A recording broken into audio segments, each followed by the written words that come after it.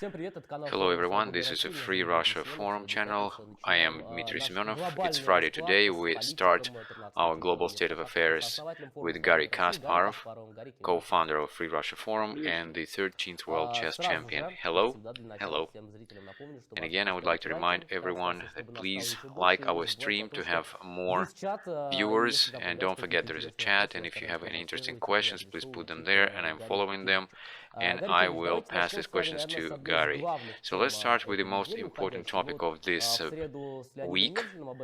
On Wednesday we were talking about it with Leonid Nevzlin, and you were making some forecasts when Zelensky visited Congress and met with President Biden. So now it happened and they had their joint press conference, and all we know officially. So what can we say about this visit? From the outside, everything looked quite spectacular, and the visit was very important, and it was the first visit of the president of fighting Ukraine to Washington, and it was a great reception for him. And this global topic of the fight between the free world and the world of dictatorships, and this topic is very important, yet some people are trying to use it in their partisan interests. Nevertheless, the reception at the White House and standing ovation in the Congress, this is actually a confirmation that there is understanding that Ukraine today is a flagship of the free world that is resisting the aggression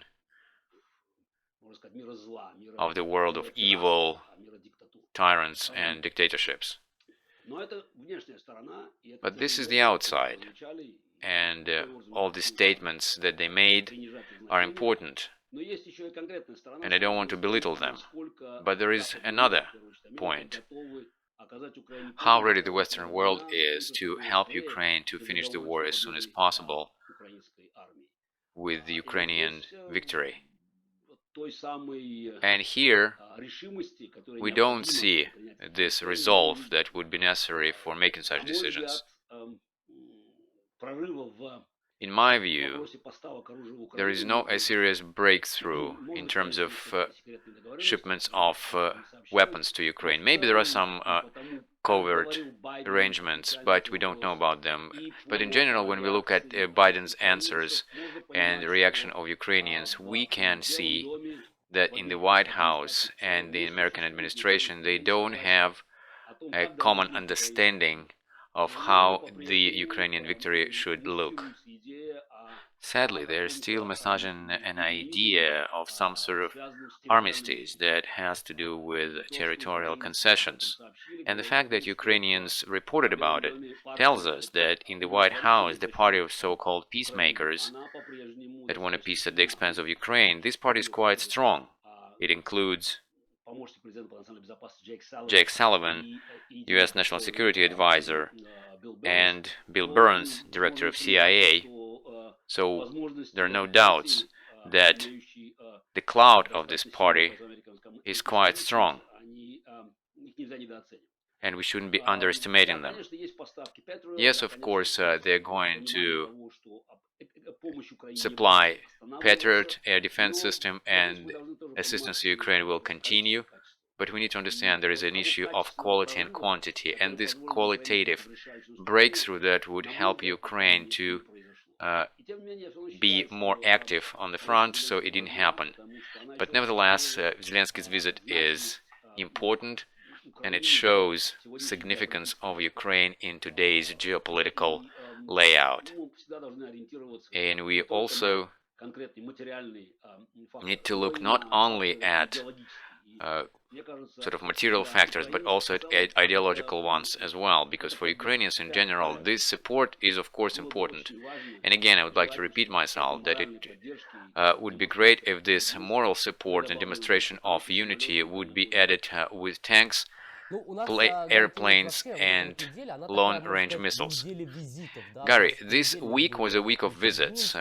On Monday, Putin went to Minsk in Belarus, Zelensky flew to the United States, Medvedev flew to Xi Jinping to China, and now it looks like we're at the threshold of a new phase of the war with all these international meetings, particularly this kind of pretty line of the beginning of the 2023. If it's so, what do you think we should expect from this next phase of the war?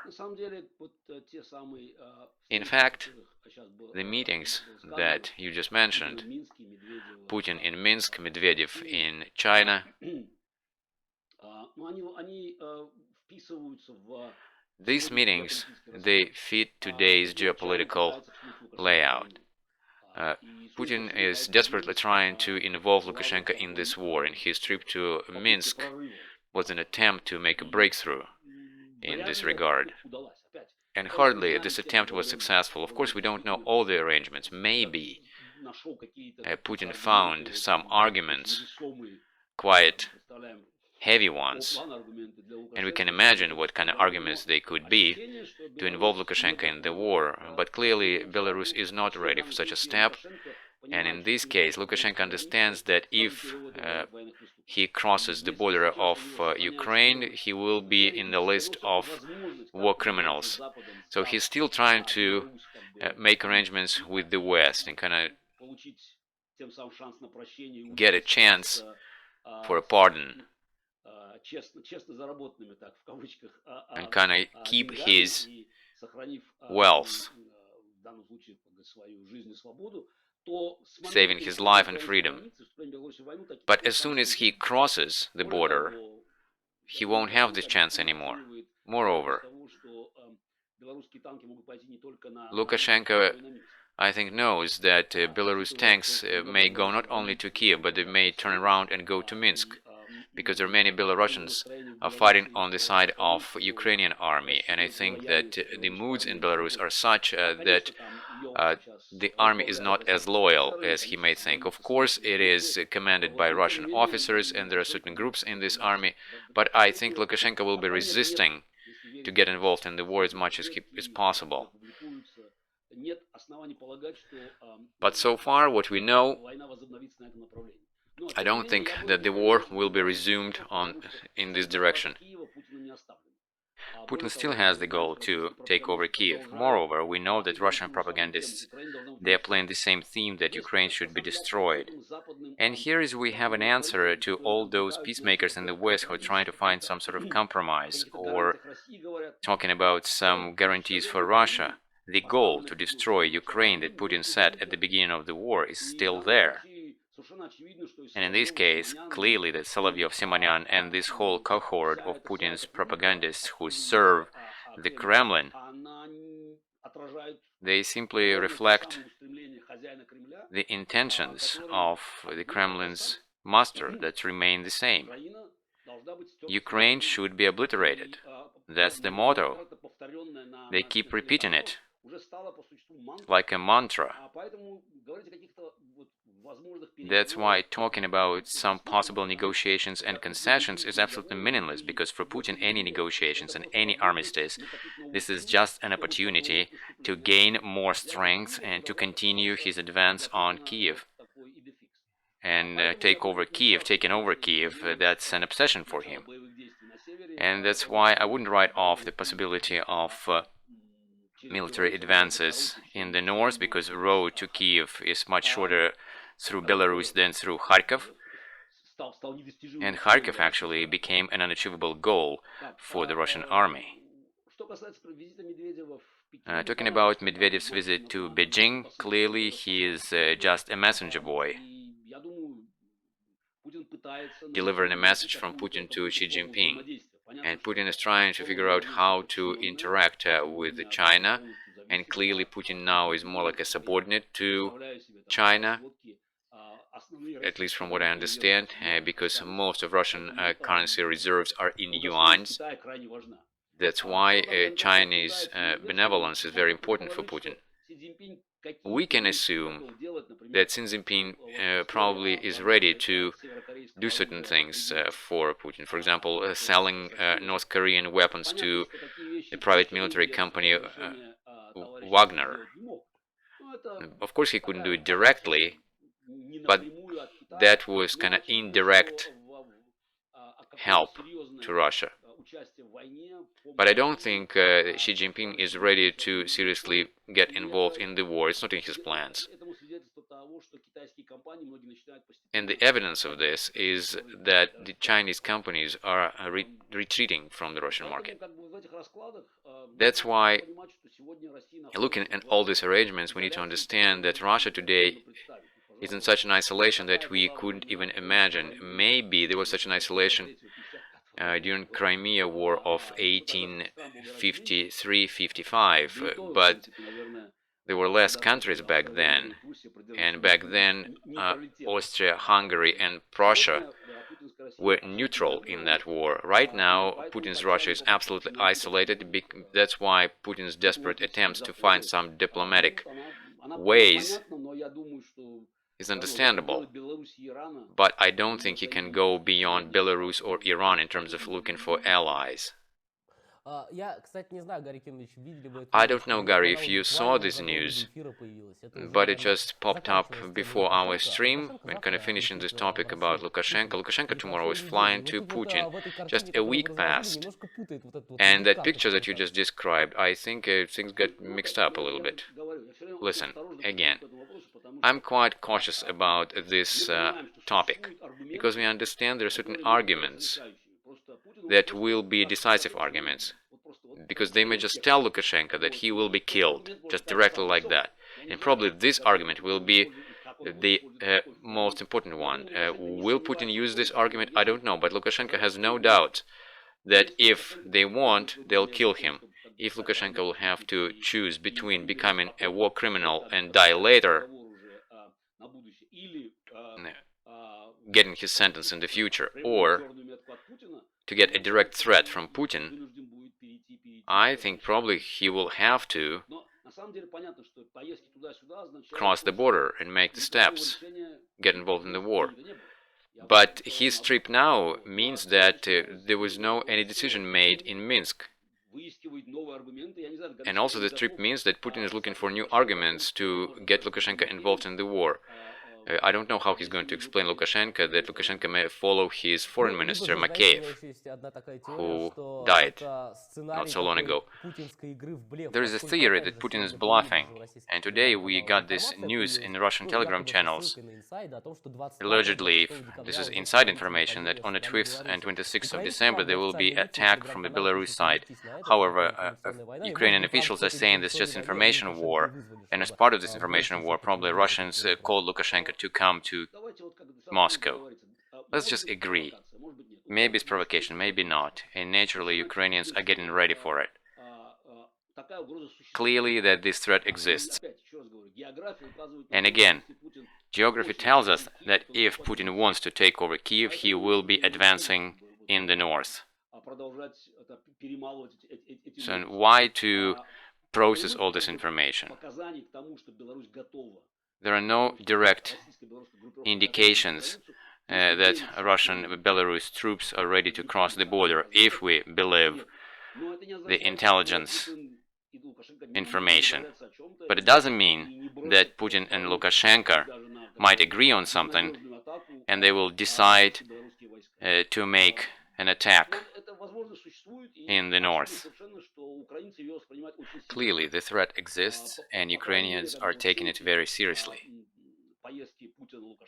At least all these trips of Lukashenko and Putin back and forth make Ukraine keep quite significant troops on Ukrainian-Belarus border, and it weakens a Ukrainian army in the south and in the east.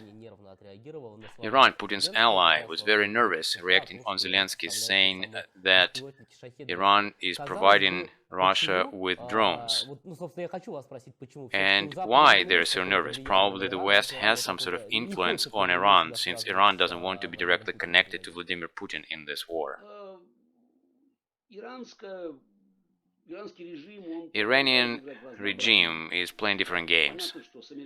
Clearly, that it didn't work out with Americans, and even Biden had to admit that Iran nuclear deal is dead.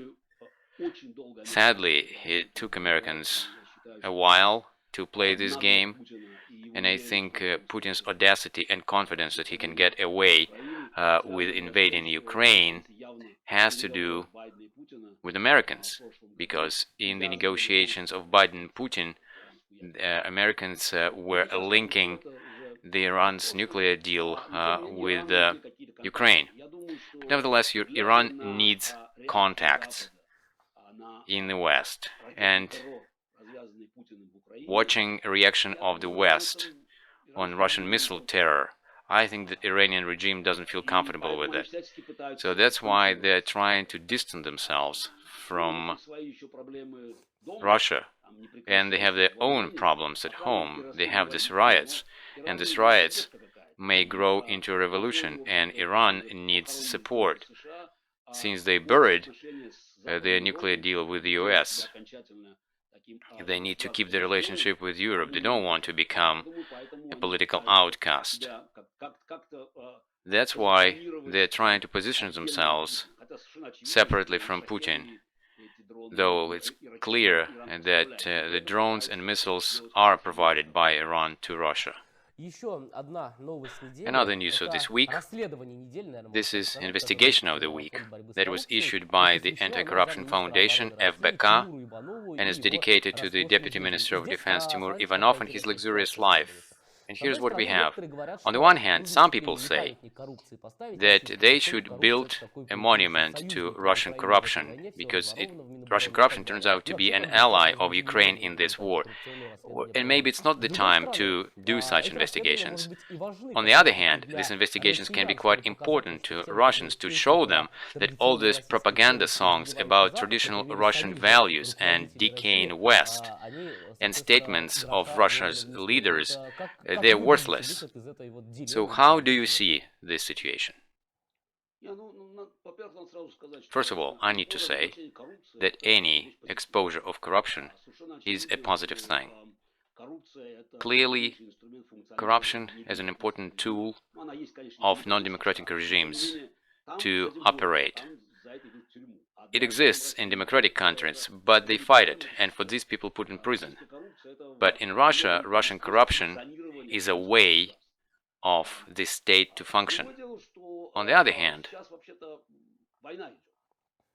we are in the middle of the war, and I think it is important to understand how this investigation of FBK, if we can call it investigation, how it actually fits the general picture that has to do with the war and with pocketing the national budget of Russia, and how this investigation was actually done, because the amount of information they showed. Of course, we can assume that FBK has some serious tools to hack servers and get access to documents, orders, contracts, and whatnot. But more logically to assume that this information was leaked to FBK by those who are fighting over different budgets within Russia.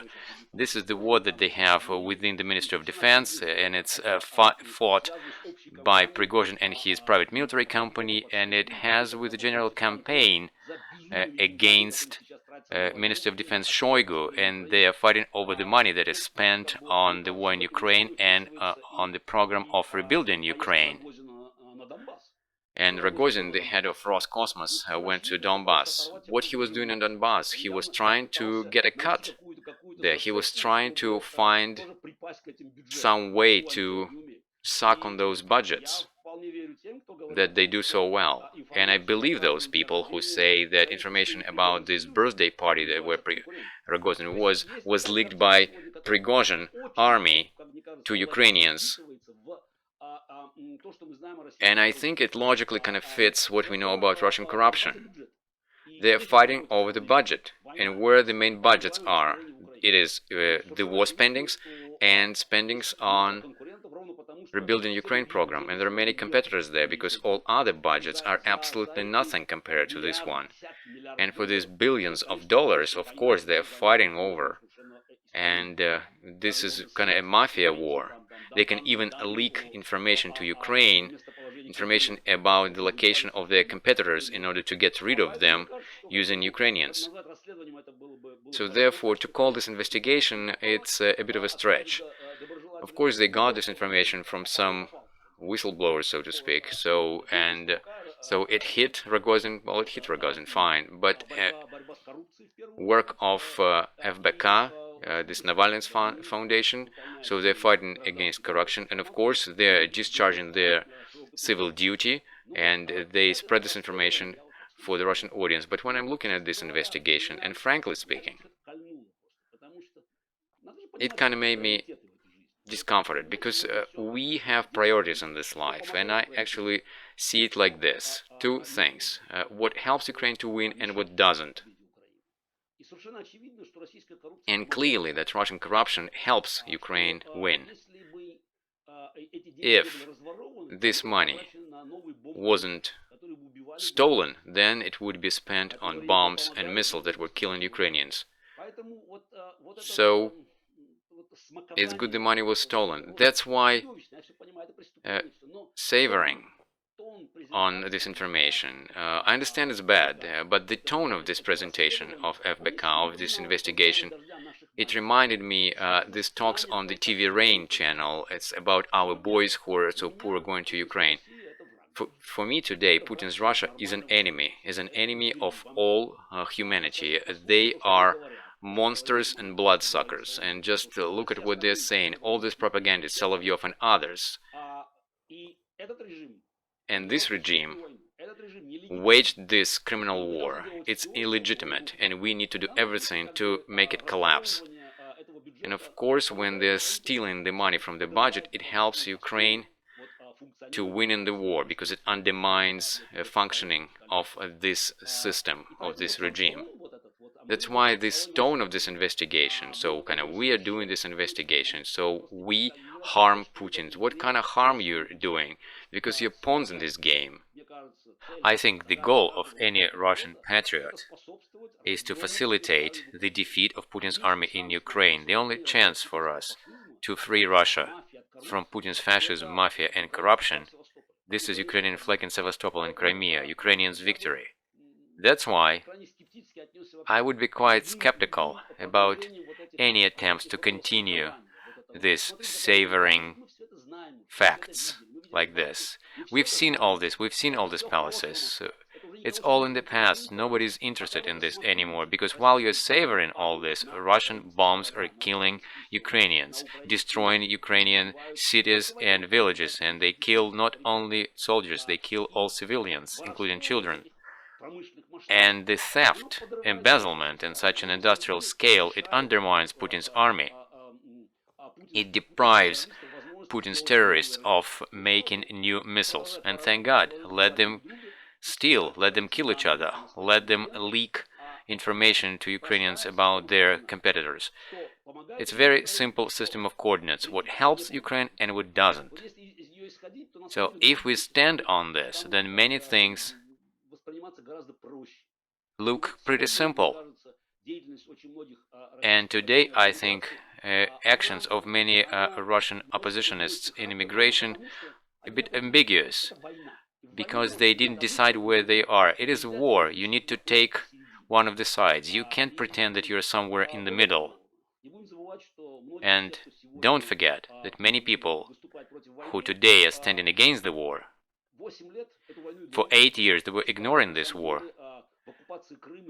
They considered that occupation of Crimea and the war in Donbass, it's not so bad. Yes, of course it's not great, but there is nothing special in this. Nothing special happened. They could continue doing their good little deeds, participating in some fake elections, and by doing so they were legitimizing the regime. Today, a significant part of Russian immigration, these are the people who, after the annexation of Crimea and the war in Donbass, and let alone the war in Georgia and many other things, let's just take the last 8 years. These are the people who, with their actions, helped Putin to prepare a new aggression. Because my arguments that the war in Ukraine that Putin waged in 2014, starting with the annexation of Crimea, it didn't end, it will continue. My arguments and arguments of my colleagues were kind of destroyed by this negligence. And in the West, because in the West they were saying, look at Russia, they have election, there is some life there, there is opposition, and of course Putin's regime, it's not real democracy, maybe it's a hybrid democracy. But do you really think that Putin can wage a full-scale war in Ukraine? So therefore, I think we need to understand, all of us who have Russian citizenship, we need to feel this collective responsibility, and we need to act in such a way that in the future we had a chance to somehow clean Russia's reputation, if it's at all possible, from all these horrible crimes. That's why now we have to focus on a very simple task. Everything we do should help Ukraine win. I have a feeling that people think that in the fall there will be new elections and they will be allowed to take part in them, and that's why they're kind of playing this sort of ambiguous game, as if nothing happened. Dmitry, listen, it's not even a matter of the fall election. I think today that people today see themselves in a post-Putin Russia, but in post-Putin Russia we will act completely differently. But everybody will remember that we were protecting our interests, they think. Today we don't have our interests. Today we don't have our boys. Everybody who is crossing Ukrainian border, they're war criminals, and they have to be prosecuted. And everybody who considers themselves today Russian opposition and they live in immigration, they have to take a side. You're either on this side, on that side. You can't try to go in between the raindrops to stay dry. Today we spoke about the corruption that helps directly or indirectly Ukraine to win in this war. So now we have a question in the chat. So besides corruption, there are different sanctions, and people ask, will Putin have enough resources to continue the war under the conditions of oil embargo or under the corruption, or for how long he has these resources? Let's put it this way. It's hard to say for how long. Clearly, it's not an endless resource. First of all, he needs these material resources, financial resources. He needs technology to produce weapons. So far, Russia more or less manages. But obviously, the number of missiles and technology potentials are decreasing. There are different evaluations of how long Russia will be able to sustain in this war, say 6 months. We can't give you a precise forecast because it depends on the intensity of combat operations. Today, combat operations, they're happening on a very limited area. Today, Ukraine is fighting for Bakhmut. It's like the battle of Verdun in World War I. All the attacks of Russian army are worthless, and there is no any activity in the south. And Ukrainians are getting ready for something. Capability of Ukraine to launch an offensive depends on the shipments of Western weapons, offensive weapons. Will Ukraine get tanks, long-range missiles that will reach all Russian military bases? Will Ukraine get airplanes and drones? Each of these factors may impact the length of this war. So far, I'd say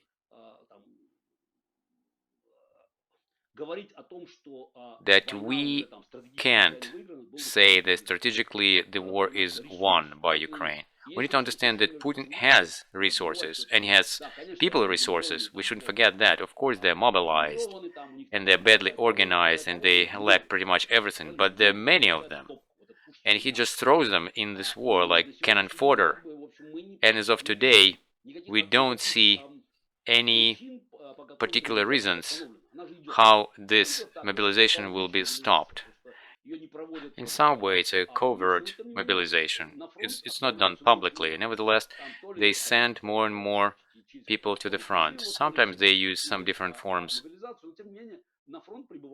of draft and mobilization. And clearly, Putin is getting ready for a new offensive. I think if we look objectively at logistics and resources Putin has, next year the war should end. Of course, there can be an option of great Russian success that will make Ukraine accept conditions of those peacemakers, but this is hardly possible. Or after a very cruel confrontation, Ukraine will launch an offensive and will clean its territory from Russian troops. After Zelensky's visit to the US, they say there are three scenarios of ending this war. The borderline of 1991, the borderline of 2014, and then removing troops from Donbass, and Russia will keep the Crimea. Zelensky is interested only in the first one. So what do you think how the war will end in the next year?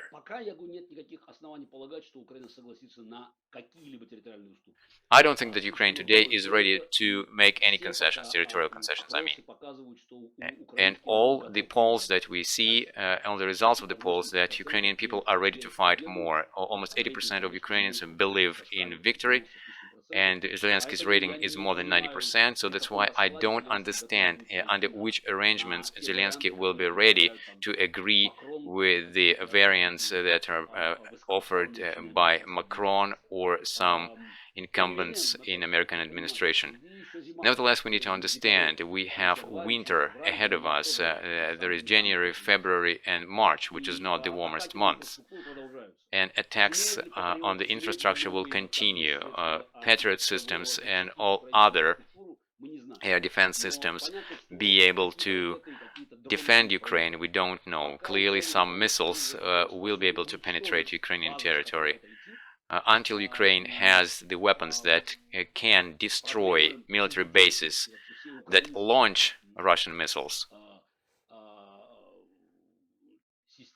civil infrastructure in Ukraine will be in danger.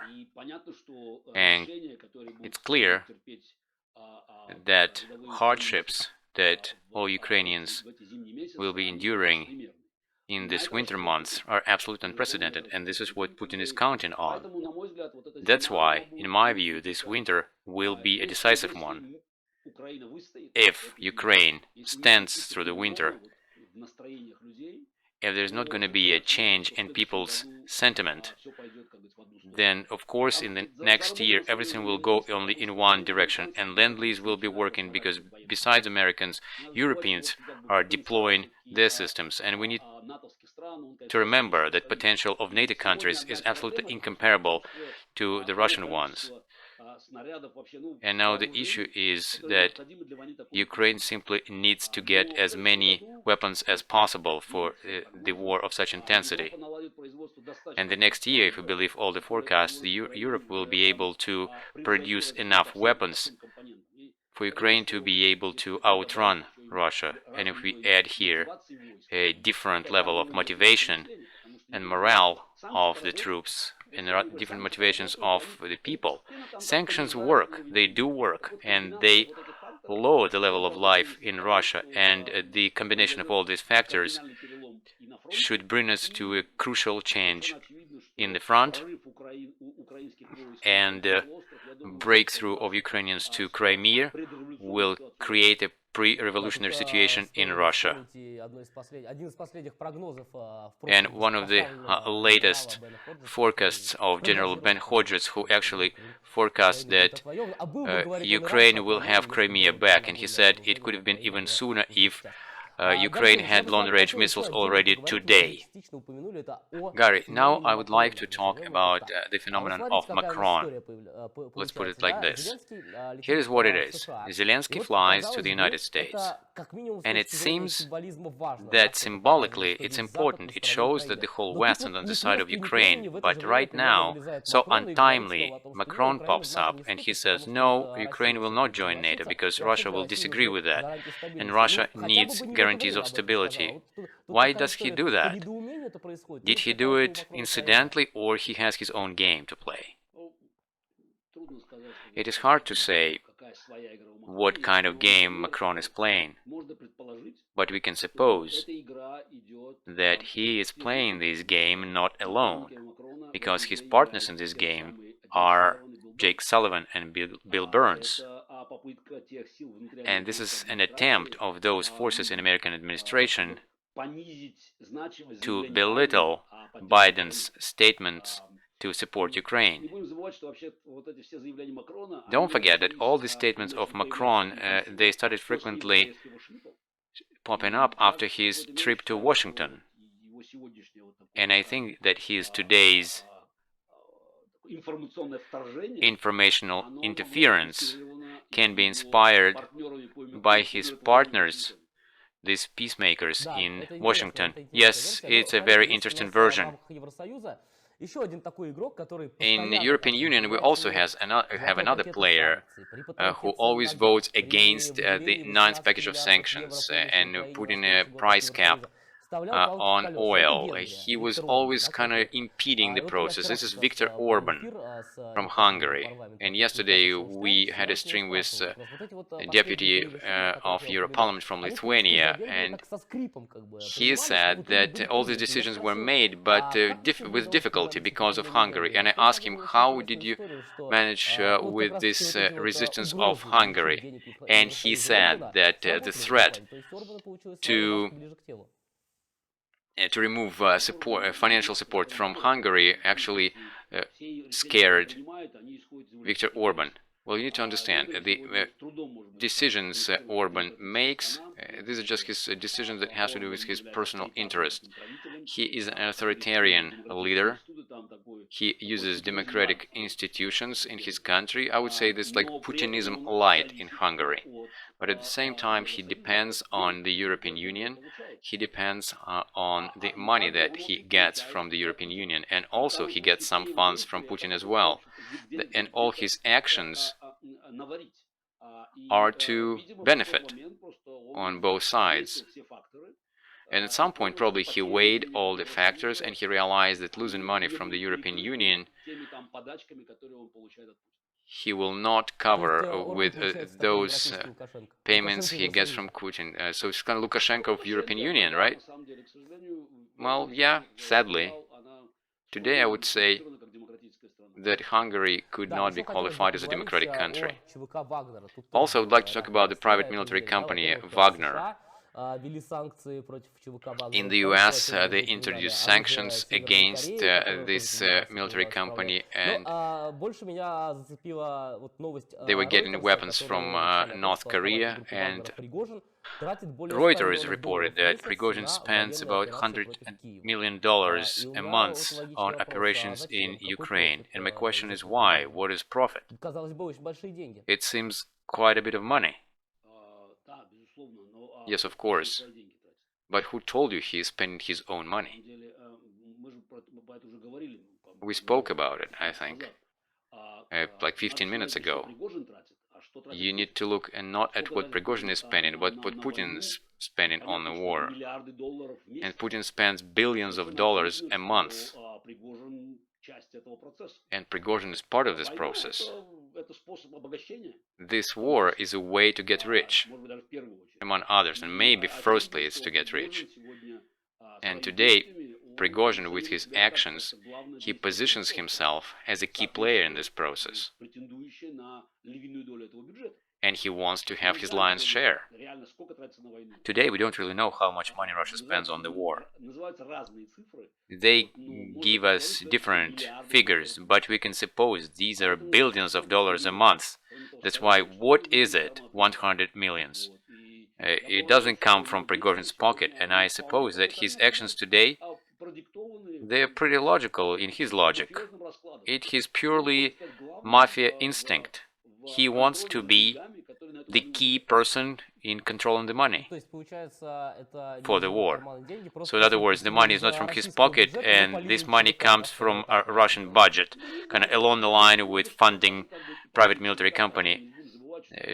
Well, probably, but don't forget that he has huge capabilities, because private military company is in Africa and many other countries, and he has his own spare money. And private military company that fights today in Ukraine, I'm sure that they get quite a chunk of money from the Russian defense budget. And don't forget about building fortifications in Belgrade region. Of course, what they do, they just pocket this money, because a Russian army will never cross the border in Belgrade region and go to Russia. Of course, they will be advancing, but not like this.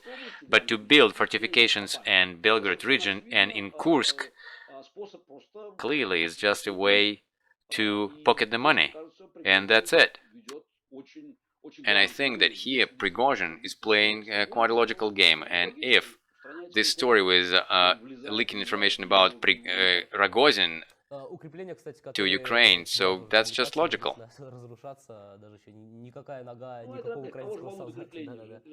And all these different publications that they make. Well, you see, they're doing this because they already pocketed the budget. And I think two more topics to cover.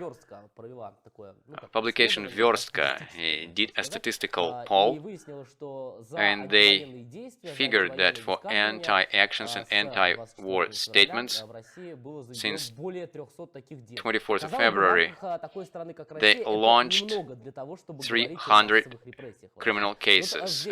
Probably it's not so much in terms of if we compare it with the scale of Russia. So do you think they didn't make a political decision to make mass repressions, or they don't have enough personnel for that? This regime always based its actions on expediency. There is no point for mass repressions. For some time it was enough to have selective repressions. Now we can see the repressions are broader, but at the same time they're quite random. They're trying to use minimal means to intimidate people.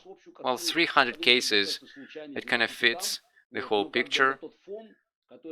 I think they're random too. And I think that initiators of this process, they think that it may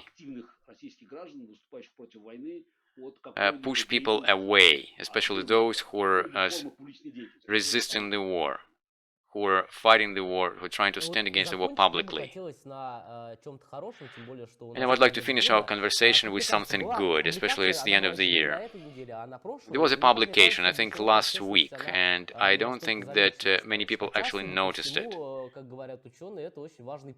Though scientists say that was quite a significant breakthrough. Here I'm talking about thermonuclear fusion. In the United States, they did a research and they realized that as a result of this thermonuclear fusion, in some future, it will be possible to produce a lot of electricity. I don't know if you saw this publication and maybe you've heard about it. So how important do you think this is, and is it really a breakthrough? And maybe it's like Russia as a energy power is over due to this discovery. From the scientific point of view, it's a breakthrough, but we also need to understand that the proof of this process and control over this process for milli or nanoseconds and an industrial production of energy have quite significant gap, and tomorrow it will not happen. So therefore I wouldn't write off all those oil and gas countries from the economic layout. On the other hand, it's another demonstration that all breakthroughs, technological breakthroughs, are done in free countries. The free world is leading in all areas. Only because only a free person who is not pressured by this central planning, who is not afraid of making mistakes, free people can make these fundamental discoveries. That's why the virus came from China and the vaccine from the United States. The same with all the technological developments. It again happened in the United States. And in Europe they do a lot in the same area. And there is no doubt, when it happens, it may happen in 10 years, it will happen in the free world. Today, if we look a bit broader, we are witnessing that a free person has more advantages than a slave, the person who is under pressure. And Ukrainian war is a proof of that. Russian slave army cannot withstand confrontation with the free army of Ukraine that is supported by the free world. And this is actually good news. This is something that should give us hope. That in any way, in this confrontation of freedom and tyranny, freedom wins, because it's the only guarantee of human progress. You know, I just recalled a joke, freedom is better than non-freedom, but I'll put it differently. Be free at the end of this conversation, that's what I want to say. Thank you very much, Garry, for being with us. Garry Kasparov, a politician, the 13th World Chess Champion, co-founder of Free Russia Forum, and his Global State of Affairs today on Friday. Thank you very much.